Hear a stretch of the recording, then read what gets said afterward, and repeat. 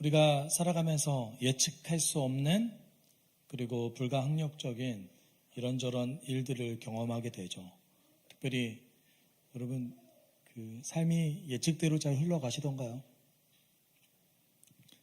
저는 잘 흘러가지 않았던 것 같습니다. 물론 어떤 조금 큰 목표, 인생의 어떤 목표를 세우고 그것을 달성할 때도 있지만 저는 동시에 그 과정에는 우리의 기대에 못 미칠 때도 많고 기대 이상의 어떤 성과를 거둘 때도 있죠. 그리고 위기를 경험할 때도 더러 있습니다. 동시에 위기라고 느꼈음에도 그것이 사실 위기가 아니었던 것을 경험할 때도 있습니다. 여러분, 분명한 사실은 이 세상은 좀 깨졌어요. 이 세상에는 이 세상만 깨진 것이 아니라 여러분 세상이 왜 깨졌겠어요? 우리의 인격이 깨졌기 때문에 세상이 깨진 거예요. 그렇죠? 세상의 수많은 문제들은 사실 인간이 그만큼 왜곡되어 있다는 것을 보여줍니다. 인간이 왜곡되어 있다는 사실을 보여주는 가장 결정적인 증거는 우리는 선한 것을 선한 과정을 통해서 얻기가 쉽지 않습니다. 무슨 말이냐면 우리의 성장은 고통을 동반한다는 사실이에요. 여러분 자녀들에게 해주고 싶은 걸 다 해주면 그 자녀가 아주 건강하게 자라나던가요? 아니면 해야 될 걸 하지 못하고 욕구 중심적인 왜곡된 성격을 형성하는 것을 보게 됩니까? 왜곡된 성격을 형성하는 것을 우리는 보게 되죠. 그만큼 인간이 깨졌다라는 것입니다. 여러분, 하나님은 분명한 사실은 하나님은 각 개인에게 개입하세요. 이건 분명한 사실입니다. 그런데 개입하시는 방식이 우리의 기대와 조금 다릅니다.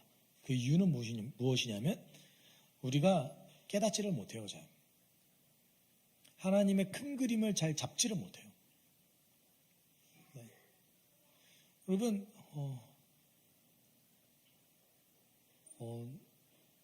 여기 계신 대부분의 분들은 신앙생활을 어떤 그 감정의 영역으로 생각했고 오셨던 분들이 많습니다. 그렇죠? 그러면서 이제 마치 율법을 지키듯이 신앙생활하면 나쁜 거야 라고 여태까지 배워오셨죠. 율법이 나쁜가요? 예수께서 율법이 나쁘다는 얘기 한 번도 하신 적 없으세요.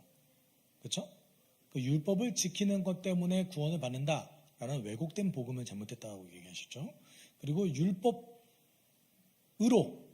자기 의의를 드러내는 것이 잘못했다라고 말씀하셨죠. 그렇죠? 그럼 예수님은 율법을 지켰을까요? 네, 지켰어요. 사도들은 율법을 지켰을까요? 네, 지켰어요. 종교적 행위 잘못된 거 아닙니다. 그런데 거기에 집중하는 것은 거기에만 몰두하는 것은 잘못된 거죠. 반대로 우리에게 자유가 있으니까 이건 안 해도 돼 라는 것도 잘못된 거죠. 뭘 어떻게 하라는 겁니까? 여러분 잘 기억하세요.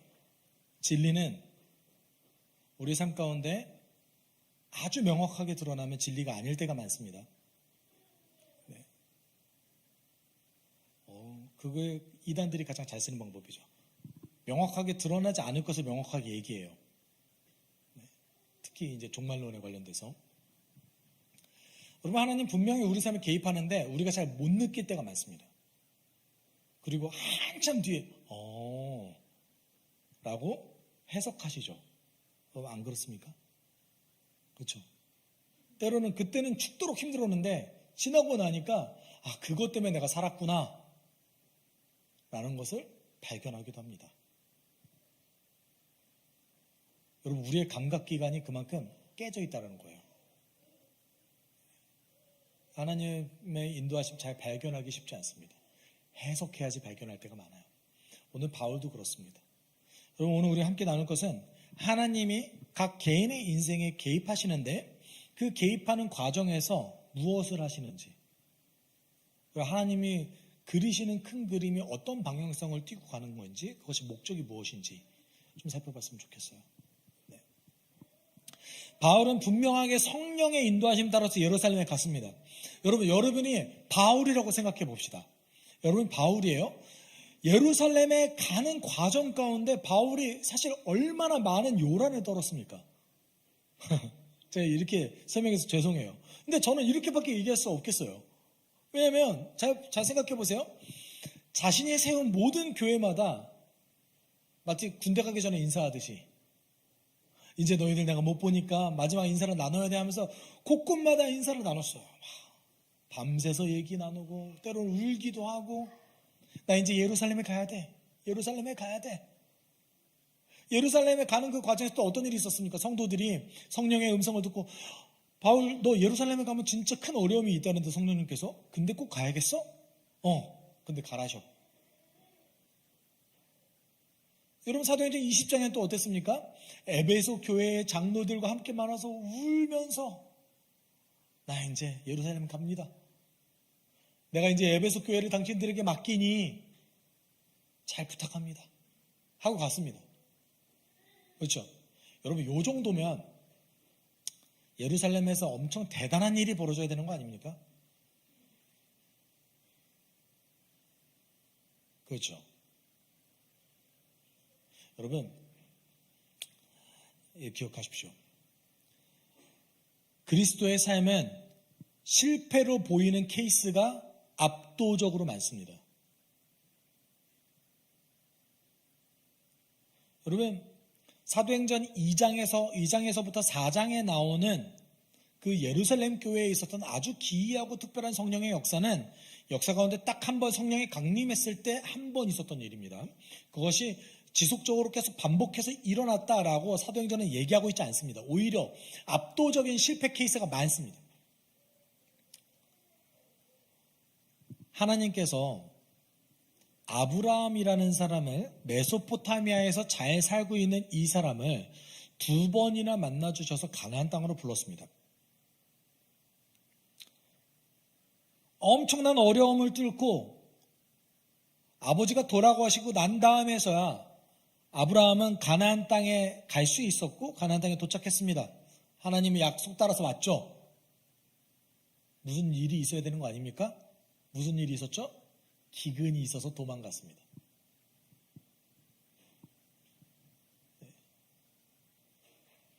바울이 사도행전 16장에서 성령의 인도하심 따라서 심지어 환상까지 보고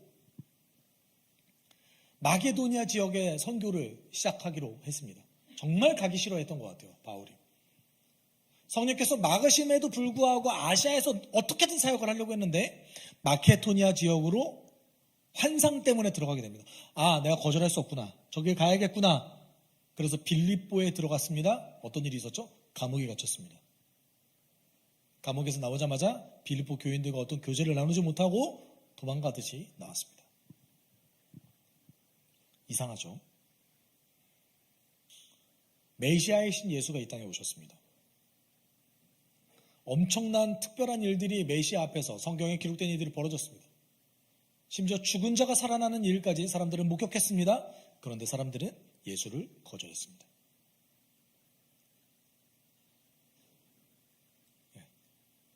하나님 이상하게 일하시는 것 같아요, 좀.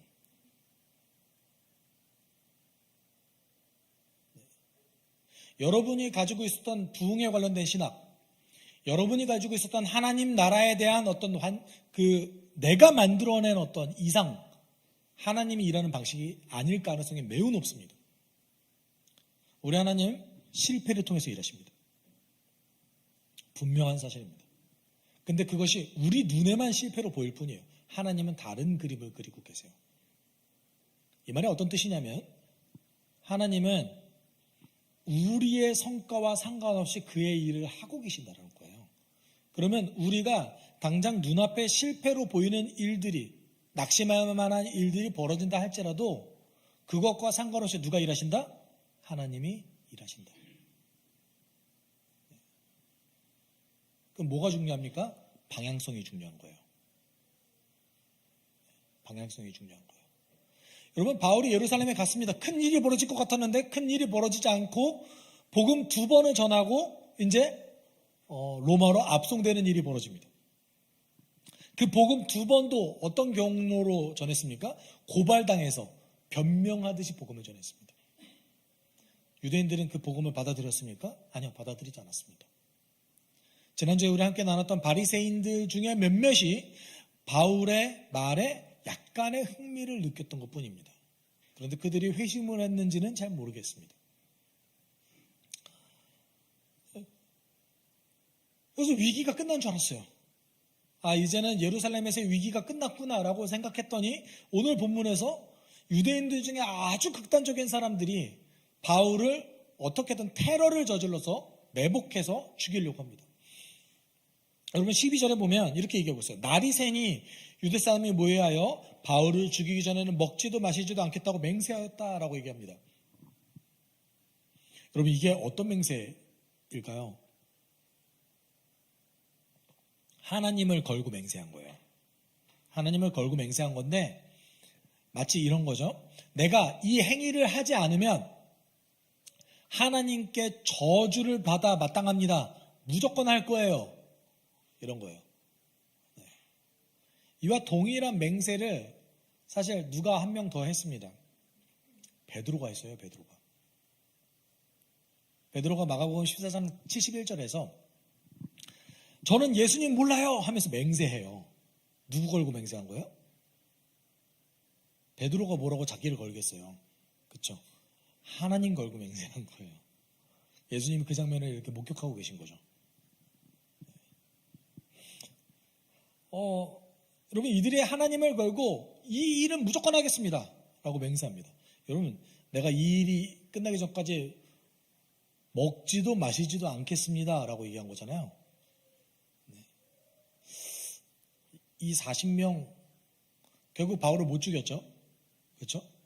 언제까지 먹지도 마시지도 않았는지 나중에 하나님께 한번 여쭤보고 싶긴 한데 여러분, 이 맹세가 무효가 되는 케이스가 있어요.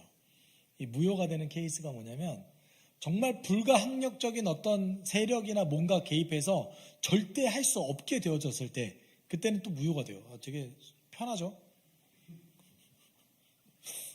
제가 봤을 때 제가 그 자료를 읽고 어떤 생각이 들었냐면 이거 그냥 자기 멋대로 하겠다는 거잖아 라는 생각이 들더라고요. 어쨌든 중요한 사실은 뭡니까? 유대인들 중에, 유대인 전체가 아니에요. 유대인들 중에 몇몇이 아주 적진 않은 숫자인 것 같습니다. 40명이나 모인 거 보면 그들이 어떻대요? 바울을 극도로 싫어해요.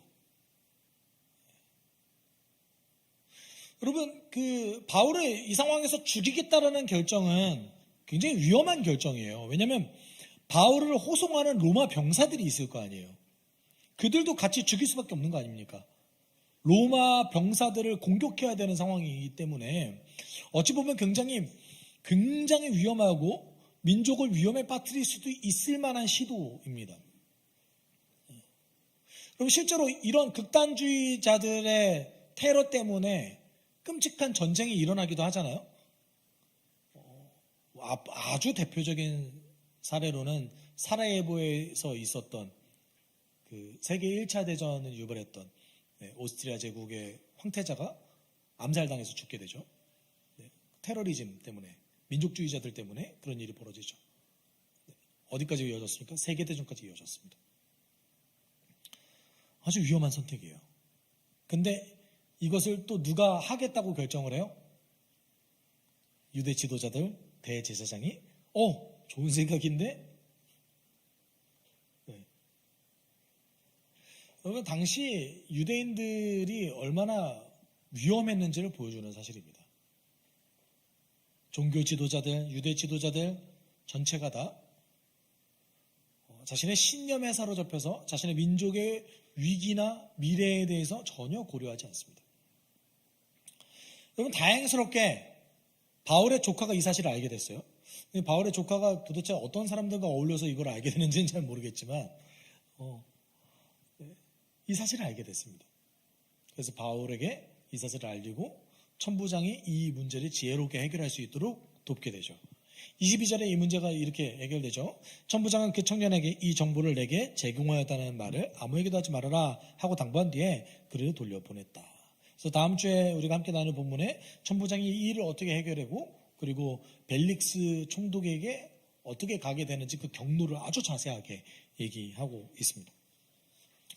여러분, 우리가 직접적인 구절로서 오늘 하나님이 개입하셨다라는 것은 얘기하고 있지 않지만 오늘 본문은 분명하게 바울에게 또 다른 위기가 찾아왔다라는 것을 보여주고 있습니다. 그리고 원래라면 바울의 복음 전도를 반대하고 방해해야만 했던 이 천부장이라는 그 인물을 통해서 바울이 위기를 벗어나고 그리고 안전하게 우리 주님께서 목적하셨던 그곳 로마까지 호송되는 그 길을 오늘 본문에서 열고 있습니다. 여러분, 표면적으로 보이는 모습은 바울이 극단적인 유대인들에 의해서 위기에 빠지는 듯하지만 하나님의 보호하심과 이끄심을 드러내는 것이 오늘 본문입니다. 근데 저는 개인적으로 오늘 본문과 굉장히 유사한 형태로 한 영혼과 한 가족 그리고 나아가 하나님의 큰 일까지 행하셨던 한 사례를 함께 봤으면 좋겠습니다. 그것이 누구냐면 요셉입니다. 이건 구약성경에 요셉이라는 인물이 있습니다. 교회를 그래도 오래 다니셨던 분들은 한 번 정도는 다 들어보셨던 인물일 겁니다. 창세기에는 3명의 족장이 등장합니다. 아브라함의 아들 이삭, 이삭의 아들 야곱, 이 3명의 족장이 등장합니다. 많은 분들이 요셉도 족장이 아니냐라고 얘기하고 있지만 요셉은 야곱의 이야기에 부록처럼 들어가 있는 한 줄기의 이야기지 요셉의 족장은 아닙니다. 여러분, 구약 성경을 보면 아브라함의 하나님, 이삭의 하나님 어디까지 나와요? 야곱의 하나님까지 나오죠? 요셉의 하나님 나오십니까? 안 나와요. 왜요? 창세기에 나오는 족장이 아니라서요. 야곱까지가 위대한 족장에 들어가는 거예요. 그런데 요셉 굉장히 대단한 인물임에도 불구하고 야곱을 강조하는 거죠. 저는 항상 그 구약 성경을 읽을 때 저의 질문이 몇 개 있었는데 그 중에 가장 대표적인 질문 중에 하나는 뭐냐면 야곱이 이름이 바뀌었는데도 하나님은 야곱의 바뀐 이름을 안 불러주세요. 왜 그런지 모르겠어요. 그렇죠? 그렇죠? 이스라엘로 이름이 바뀌었잖아요. 그러니까 야곱이라는 인물을 하나님께서 어떤 부분을 강조해주고 싶으신 거세요? 바뀐 이름보다는 그의 성정을 강조해주고 싶은 거예요. 사실은 구약 성경이. 그런데 여러분, 그 과정에서 여러분 야곱에게는 아들이 몇 명 있었죠? 12명 있었습니다. 그 12명 중에 11번째 아들이었던 이 요셉을 정말로 사랑했습니다. 아주 편애했어요. 그래서 요셉이 장성했음에도 불구하고 그가 밖에 나가서 일도 하지 않아요. 그러면 여러분 제 생각해보세요. 11번째 아들이에요.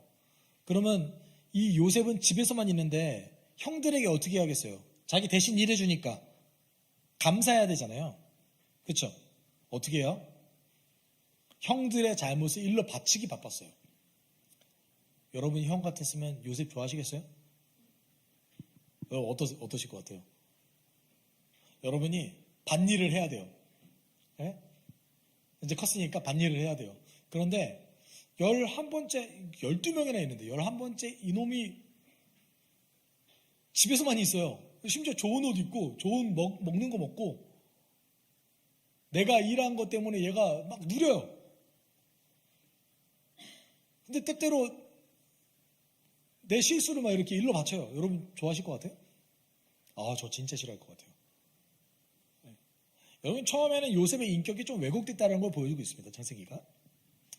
결국 어떻게 됐습니까? 요셉이 자기 꿈꾼 거 자랑하다가 형들이 노예로 팔아버리죠. 그렇죠. 근데 여러분 하나님께서 그 다음부터 요셉의 인생에 개입하시기 시작하는데 성경의 기술이 이상합니다. 저는 이만큼 모순된 성경의 기술이 없다고 생각합니다. 요셉이 이집트의 노예로 팔립니다. 이집트의 노예로 팔려서 시위대장이었던 보디발의 집에 들어갔을 때 성경이 이 요셉에 대해서 뭐라고 기록하고 있냐면 창세기 39장 2절에 이렇게 얘기하고 있습니다. 같이 읽어볼까요? 주님께서 요셉과 함께 계셔서 앞길이 잘 열리도록 그를 돌보셨다. 요셉은 그 주인 이집트 사람의 집에서 살게 되었다. 여러분 3절은 오죽했으면 뭐라고까지 얘기하냐면 요셉이 형통하게 되었다까지라고 얘기합니다. 여러분 이게 형통입니까? 여러분 사랑받는 아들로 사실래요? 사랑받는 자녀로 사실래요? 노예가 되실래요?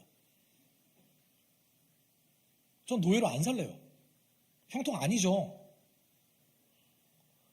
여러분 한 사람의 인생을 이렇게 왜곡되게 기록해도 되는 겁니까? 저는 사실 신학을 공부하고 창세기를 읽을 때마다 이게 가장 걸렸어요. 아니 지금 인생의 나락으로 갔는데 하나님이 함께 하셨다고?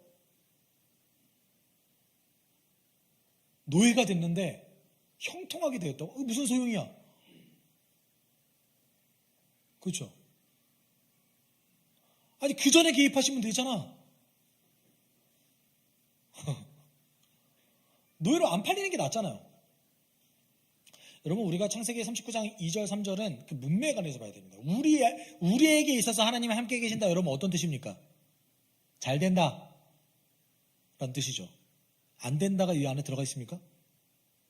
근데 왜 하나님께서 실패하게 하실 거라는 생각을 안 해보세요? 당연하죠. 우리는 실패하고 싶지 않거든요. 네. 두 번째, 우리에게 있어서 형통하게 된다. 어떤 뜻입니까? 뭐든지 잘 성공한다라는 뜻이죠. 그렇죠? 근데 우리의 눈으로 성경을 보면 왜곡이 발생합니다. 이 문맥에서 봐야 돼요. 요셉이 노예로 팔렸습니다. 그런데 하나님께서 함께 하셨대요. 그가 형통하게 됐다. 형통하게 됐다라는 말이 정확하게 보면 모든 것이 다 성공하게 됐다는 뜻이에요. 그가 하는 일마다. 왜 그렇게 하셨을까요? 그가 죽지 않게 지켜주시려고. 이집트는 노예로 운영되는 나라였습니다. 피라미드로 갈 수도 있고 전쟁터로 끌려갈 수 있는데 어디로 가게 됐대요? 집에 살게 됐다라는 게 하나님의 개입이라는 뜻이에요.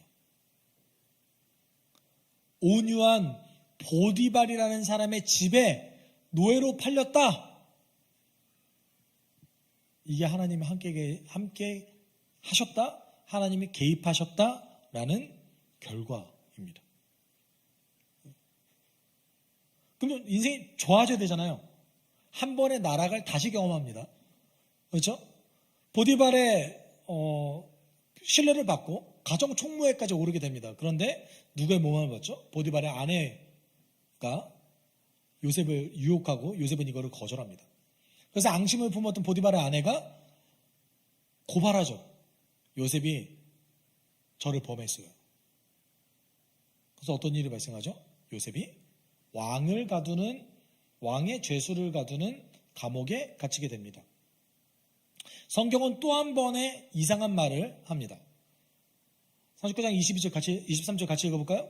간수장은 요셉에게 모든 일을 맡기고 아무것도 간섭하지 않았다.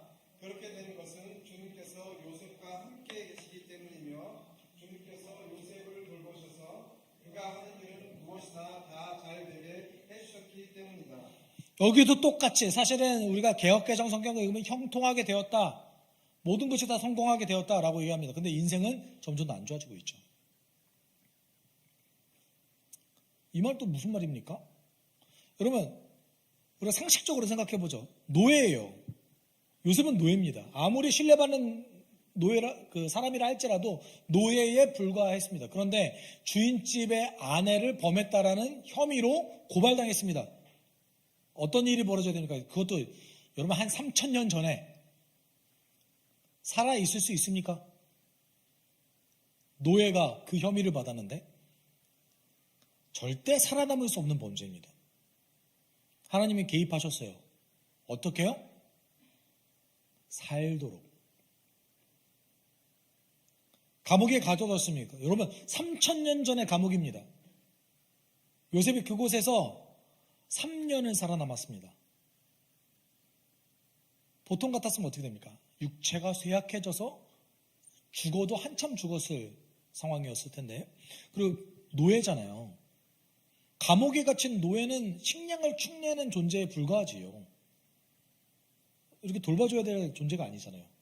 그러면 10중 10은 죽었을 텐데 하나님께서 개입하셔서 어떻게 하셨대요? 살려주셨대요. 성경은 그것을 뭐라고 얘기하냐면 그가 함께 계시더니 그가 형통하게 되었도다 라고 얘기하고 있는 겁니다.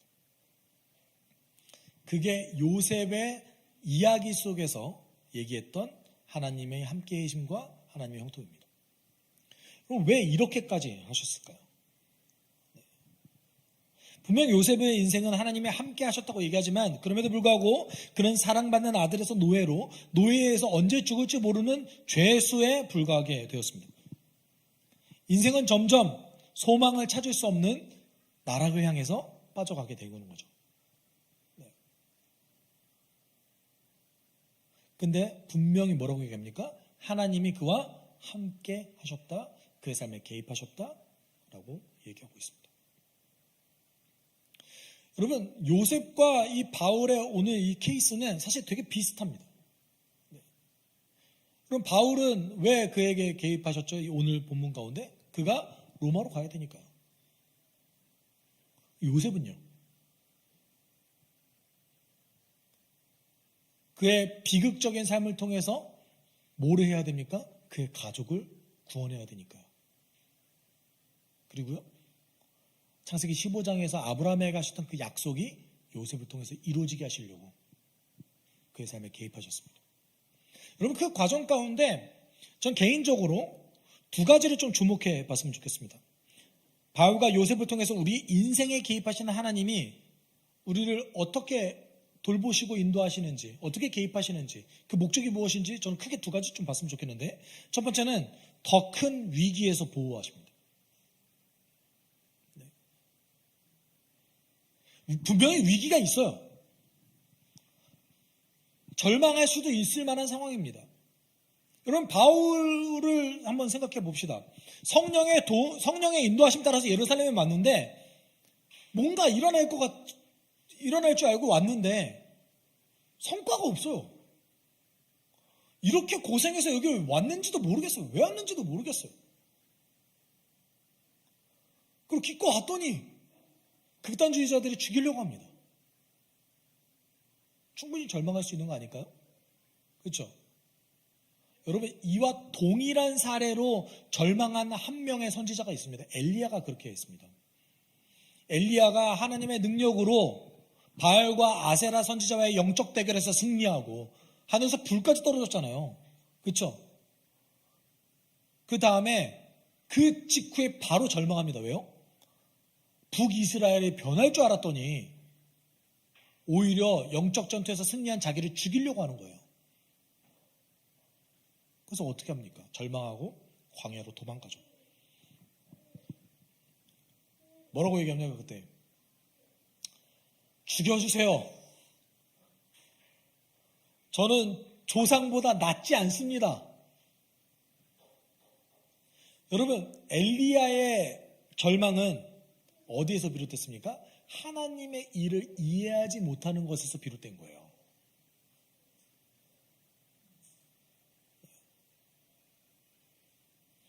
엘리야를 위로하실 때 하나님 뭐라고 그러셨습니까? 내가 너를 위해 남겨진 자들을 심어놨다. 바알에게 절하지 않는 7,000명이 있다. 엘리야가 이거 못 봤던 거예요.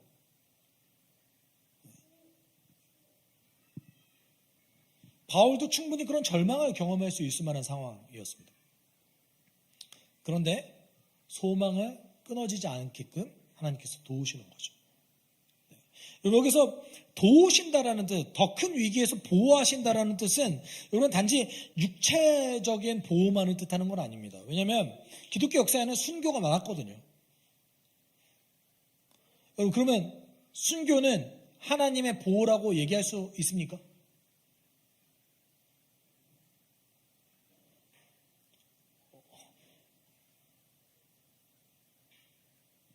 마태복음 10장 28절에 예수께서 제자들에게 이렇게 말씀하셨습니다. 몸은 죽어도 영혼은 능히 죽이지 못하는 자들을 두려워하지 말고 오직 몸과 영혼은 능히 지옥에 멸하실 수 있는 이를 두려워하라.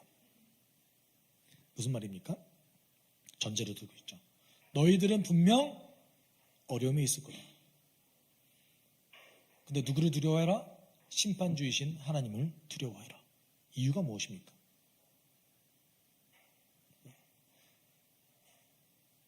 너희가 결국은 죽음을 경험하지만, 모든 사람 죽음 경험하는 것을 피할 수 없지만 한 가지 더 기억해야 된다. 심판도 피할 수 없다. 여러분, 터툴리안이라는 그 교회의 지도자, 초대교회의 교부는 순교는 교회의 씨앗이라고 얘기했습니다. 이유가 무엇입니까? 순교도 하나님 보호하심인 거예요. 왜요? 그의 믿음을 보호하셨기 때문에. 가장 극단적인 상황에서 도저히 위험과 위기를 피할 수 없는 그 상황에서조차 하나님께서는 그의 믿음과 그의 신앙을 보호하셨어요.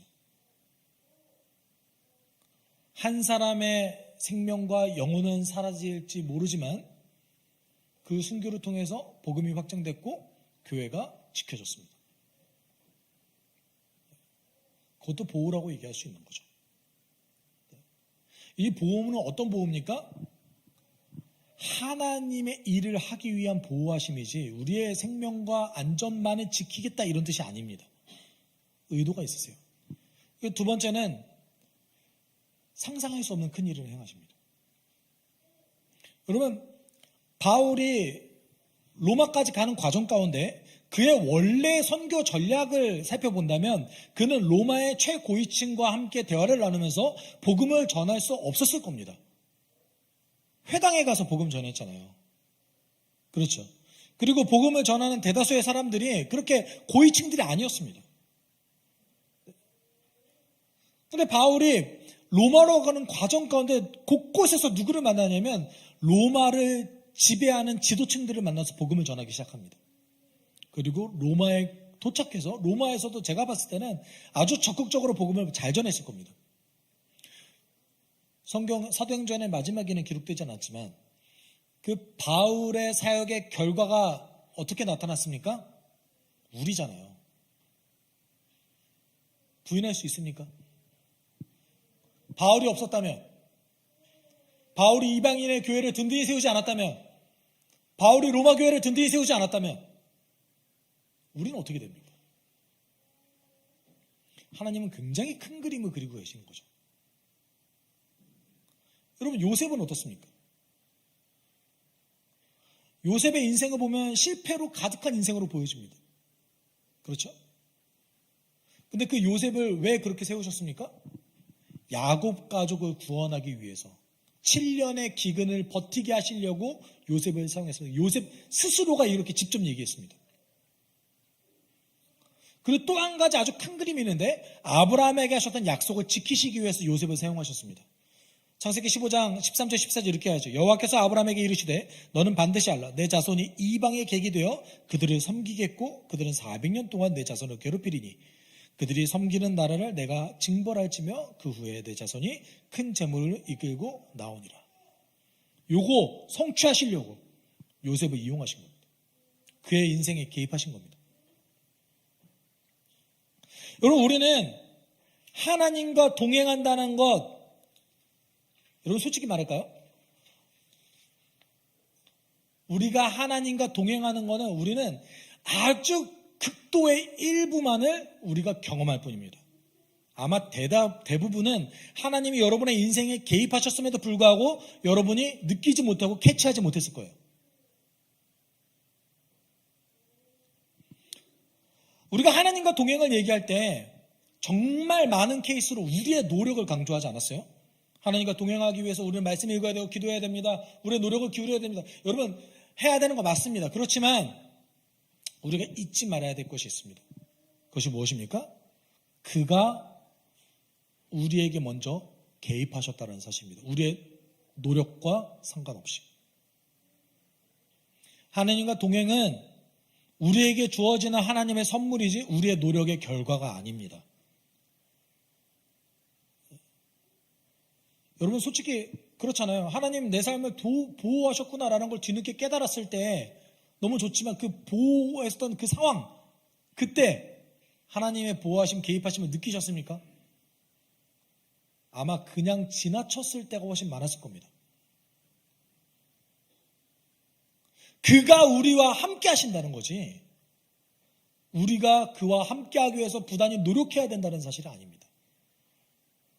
성경은 주어와 목적어가 명확한데, 여호와께서 그와 함께 하셨더라, 여호와께서 주님께서 그와 동행하셨더라 라는 말은 단 2명을 제외하고는 오로지 하나님께서 주어입니다. 단 2명의 예외 사항이 있어요. 누굴까요? 에녹과 노아입니다. 에녹과 노아를 제외하고는 모든 사람에 대해서 하나님께서 뭐라고 합니까? 주께서 그와 함께 하시더라. 우리의 사고방식은 뭡니까? 내가 잘해야 그가 나와 함께 하시겠지 라고 생각하잖아요. 아니요. 주께서 그와 함께 하시더라. 우리가 느끼지 못한다 할지라도, 우리가 인식하지 못한다 할지라도 개입하시더라 라는 것을 성경에서 곳곳에서 얘기하고 있습니다. 아마 대다수는 그의 개입을 잘 인식하지 못할 겁니다. 우리 하나님 그만큼 위대하신 분이세요. 어찌 그 하나님을 우리가 모두 알겠습니까? 어찌 우리가 노력한다고 체험할 수 있겠습니까? 그가 선물처럼 잠시 보여주는 일부의 단면만을 우리는 볼 수 있는 거죠. 우리가 그것도 절실하게 노력했을 때.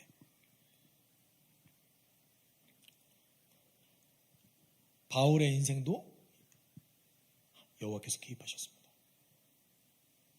요셉의 인생도 여호와께서 개입하셨습니다.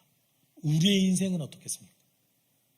그가 지금 이 순간에 개입하시고 계십니다. 여러분을 더 큰 위기에서 보호하시기 위해서, 때로는 성령의 안타까운 탄식을 통해서도 여러분에서 중보하고 계십니다. 그가 여호와의 큰 일을 행하십니다. 우리는 굉장히 말도 안 되는 아무 일도 안 벌어지는 것 같은 일상을 살아가는데, 하나님께서는 우리의 인생에 개입하시고 우리를 통해서 당신의 큰 일을 그가 스스로 행하시고 계십니다. 우리가 기억해야 될 것입니다. 그럼 그가 우리에게 왜 개입하십니까? 왜 우리를 도우십니까? 왜 우리를 보호하십니까? 그는 왜 우리의 삶에 개입하셔서 동행하십니까? 뚜렷한 목적이 있으십니다. 에베소서 2장 6절 7절이에요. 같이 읽어봅시다. 하나님께서 그리스도 예수 안에서 우리를 영광과 함께 살리시고 하늘에 함께 앉게 하셨습니다. 그것은 하나님께서 그리스도 예수 안에서 우리에게 자비로 베풀어 주신 그 은혜가 얼마나 풍성한지를 장차올 모든 세대에게 드러내 보이시기 위함입니다. 여러분은 그리스도의 향기입니다. 뭘 열심히 하라라는 의미가 아닙니다. 여러분 자체가. 하나님께서 개입하셔서 지금 이 순간에도 살리시는 여러분 그 자체가 그리스도를 드러내는 향기요 거울입니다. 하나님은 지금 이 순간에도 여러분의 인생에 개입하시고 동행하고 계십니다. 우리가 인식하지 못하고 느끼지 못하고 있을 뿐입니다. 그럼 우리의 역할은 무엇입니까? 어떤 일이 벌어질 때마다 왜 내 삶에는 이런 일이 계속 반복해서 벌어지지?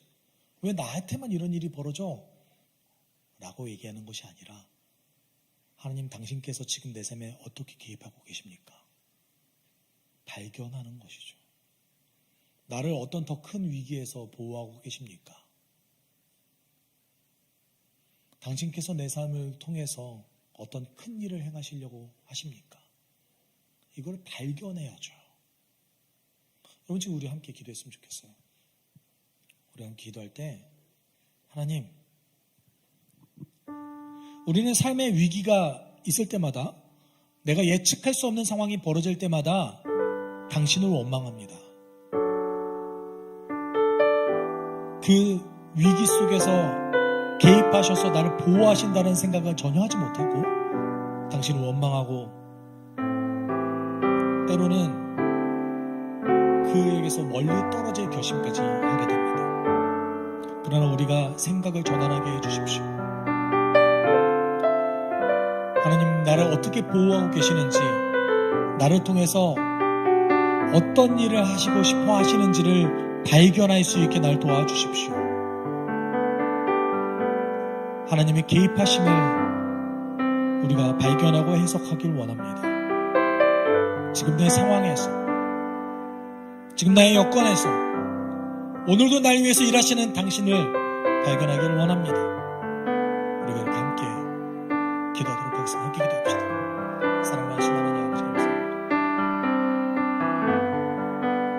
우리 삶에서 개입하시는 당신의 은혜를 주님께 우리는 전혀 느낄 수 없었지만, 우리는 우리의 인생 가운데 우리가 보고 싶은 것만 보고, 우리가 느끼고 싶은 것만 느끼고, 우리의 생각대로 풀리지 않는다고 당신을 원망하지만, 하나님, 지금 이 순간에도 당신의 방향대로, 당신께서 원하시는 그 삶대로 우리를 개입하고 계시고 보호하고 계시고, 우리의 인생을 통해서 너무나 큰 일을 행하고 계시는 그 놀라운 하나님의 은혜를 우리가 보기 원합니다. 하나님, 나의 작은 순종이 때로는 무의미해 보이고, 나의 작은 의심이, 나의 인내가 하나님 아무런 쓸모가 없다고 느껴질 때가 많지만, 지금 이 순간 당신께서 우리의 인생을 통해서 큰 일을 이루고 계심을 우리는 믿습니다. 하나님 인도해 주십시오. 하나님 우리가 동행해 주십시오. 아니, 그 동행을 느끼게 하여 주십시오. 그 동행을 발견하게 하여 주십시오. 하나님 우리가 인식하지 못해서 때때로 놓쳐버리는 그 당신의 그 소중한 순간들을 발견하고 내 삶을 온전히 해석할 수 있게 우리를 인도해 주십시오. 지금 이 순간에도 거룩하게 우리를 보호하시는 하나님, 당신의 뜻을 위해서, 당신의 그 선하신 뜻을 위해서 지금 이 순간에는 나를 안전하게 보호하시는 그 하나님의 능력을 우리는 신뢰합니다. 그것을 믿습니다. 나의 욕망 때문에 하나님의 인도하심과 보호하심과 하나님의 개입하심을 왜곡해서 해석하지 않게 인도해 주십시오. 하나님 오직 말씀과 성경을 통해 내 삶에 하나님의 능력, 하나님의 개입하심을 발견할 수 있는 그 놀라운 은혜와 역사가 있기를 소원합니다.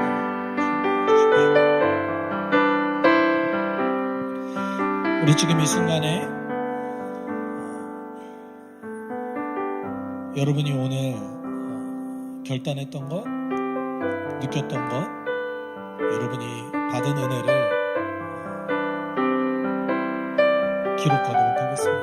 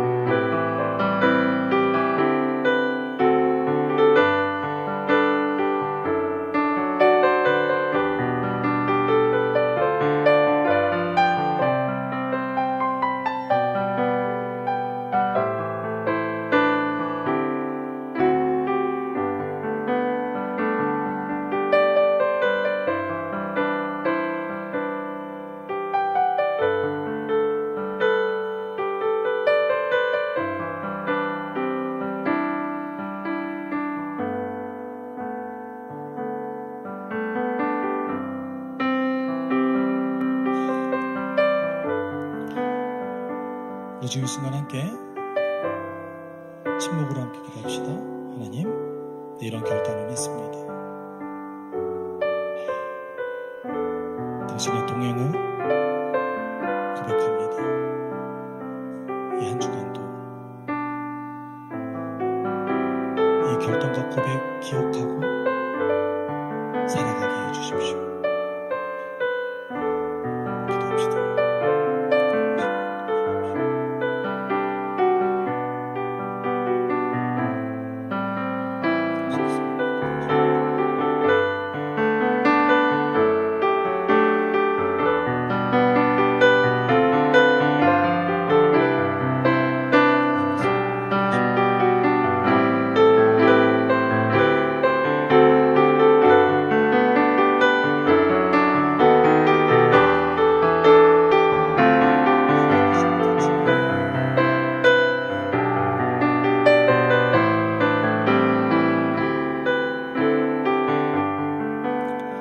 사랑이 많으신 하나님 아버지, 우리는 우리의 욕망대로, 우리가 원하는 대로 당신의 개입함과 동행을 왜곡해서 해석할 때가 많았습니다. 하지만 우리의 의지와 우리의 상황과 상관없이 당신께서 우리를 보호하시고 우리의 인생을 통해 당신의 위대하고 큰 일을 행하실 줄 우리는 믿습니다. 그 놀라운 하나님의 계획과 인도하심 안에서 우리의 막힌 것들과 상처와 우리의 상황은 그의 놀라운 도구가 될 뿐이고 큰 장애물이 되지 않을 줄 우리는 믿습니다. 하나님, 우리의 삶에 때때로 계속해서 동행하시고 개입하시는 그 하나님의 보호하심과 인도하심을 발견하게 하여 주십시오. 그리하여서 하나님의 놀라운 일에 동참하는 우리에게 인도해 주십시오. 모든 것에 감사하며 거룩하신 예수 그리스도의 이름으로 기도드립니다. 아멘. 주 예수 그리스도의 은혜와 하나님의 사랑과 성령의 교통하심이 지금 이 순간에도 함께 동행하시는 그 놀라운 하나님의 사랑을 발견하기 소망하는 우리 소속교회 성도들 위해 그들의 한 주간의 삶 가운데 함께 있을지어다. 아멘.